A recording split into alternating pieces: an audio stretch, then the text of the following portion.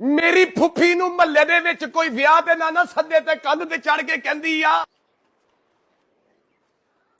ਕੁੜੀ 2 ਦਿਨ ਨਹੀਂ ਵਸਣੀ। ਇਹਨਾਂ ਨੇ ਤੇ ਕੁੜੀ ਗਾਲਤੀ ਆ। ਜਾ ਕੇ ਆਪ ਵੇਖ ਲੋ ਜਿਹੜੇ ਚੰਨ ਚੜੇ ਆ ਲਾੜੇ ਨੂੰ ਲਾਡਾਂ ਨਾਲ ਪਾਲੀ ਧੀ ਮਗਰੋਂ ਹੀ ਲਾਈ ਆ। ਕੀ ਸੀ ਰਾਤੀ ਉੱਠ ਕੇ ਖਾਂਦੀ ਸੀ 14 ਜਮਾਤਾਂ ਕੁੜੀ ਪੜੀ। ਜਾ ਕੇ ਲਾੜਾ ਵੇਖੋ ਤੁਹਾਨੂੰ ਸ਼ਰਮ ਆਉ ਵੇਖ ਕੇ। ਆ ਜਾਓ ਜਿਹੜੀਆਂ ਬਾਹਰ ਇੱਟਾਂ ਪਈਆਂ ਉਹਨਾਂ ਨੇ ਆਪਣੀਆਂ ਨਾ ਦੇਗਾਂ ਦੇ ਥੱਲੇ ਦਿੱਤੀਆਂ ਹੋਈਆਂ ਨੇ ਕਿ ਸਾਡੀਆਂ ਇੱਟਾਂ ਵਾਪਸ ਕਰੋ। ਸਾਡੀ ਰਿਸ਼ਤੇਦਾਰੀ ਕੋਈ ਨਹੀਂ ਇਹਨਾਂ ਨਾਲ, ਮਿਲਣਾ ਵਰਤਣਾ ਨਹੀਂ ਇੱਟਾਂ ਦੇ ਗਵਾਂਢੀਆਂ ਨਾਲ ਅੱਜ ਤੋਂ ਬਾਅਦ।